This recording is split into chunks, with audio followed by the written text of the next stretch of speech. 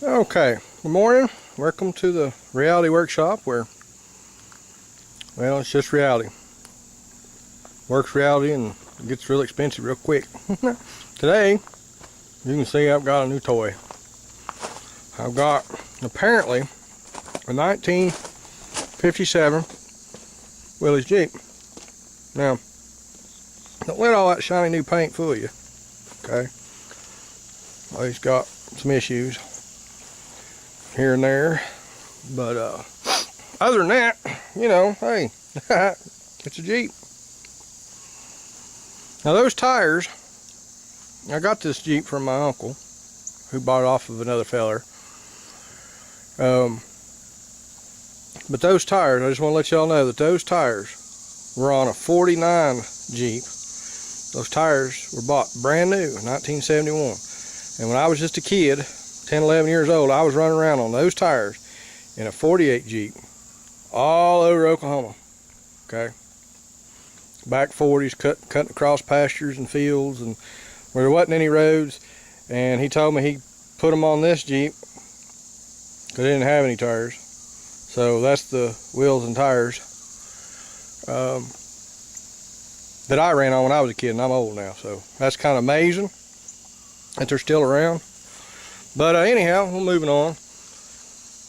57, don't know a whole lot about it. I do know that the transmission is not the correct one, nor the transfer case. The transmission was messed up in it. Not even sure if that's the right motor. That's a V6. I don't even know if that's the right motor it belongs in. According to everything I found out, it doesn't. All 4 cylinders. But it's got a V6, and one of the other things we're going to work on throughout, not long because it's fixing to get cold here, but the motor's leans, it's twisted a little bit running to the passenger side. So it had a miss, wasn't hitting, and I pulled the distributor cap off and points and reset them. The points were set at 30,000, so they need to be set at 16, so that was a problem. It has a new rotor button and cap. And I cranked it back up a little minute ago, it still had a miss. So I take my test light here and I clamped it on the wires, and whichever one didn't turn the little blinky light on, you know, the little light right there that strobes, wasn't fired. That usually tells me it's a dead wire. So this is number one. This is the first one that I found. So I'm getting to it right now. And of course I'm getting plenty of fuel. You can see the plugs are wet. And the points, I mean the spark plugs gap, I'll find my place now.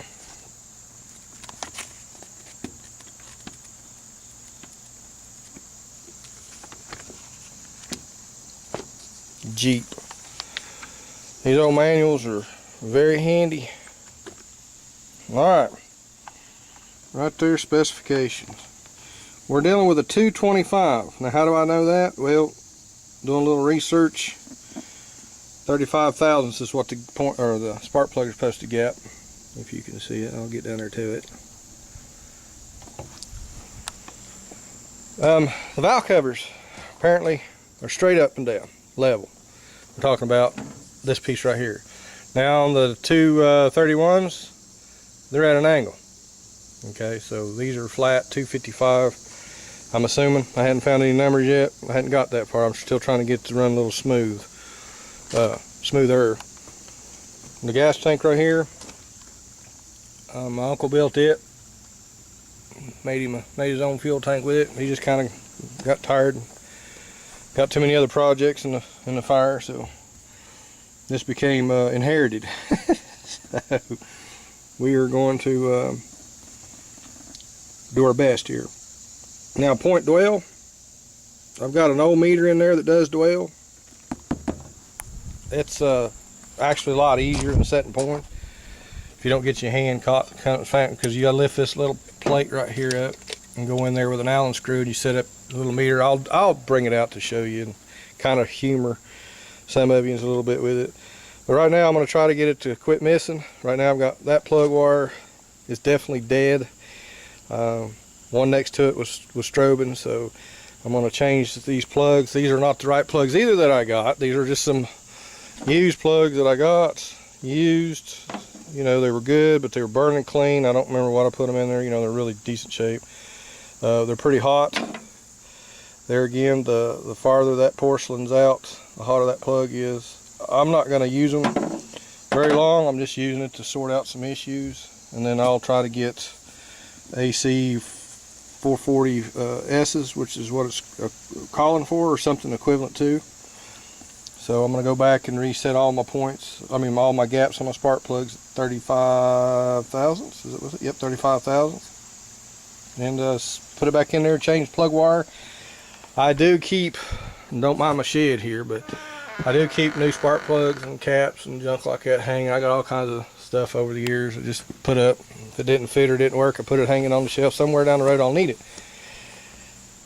I had the carburetor base for this particular carburetor. I threw it away. It was brand hammer new, old stock. I was repairing a boat with the same carburetor on it, and I just used the top half.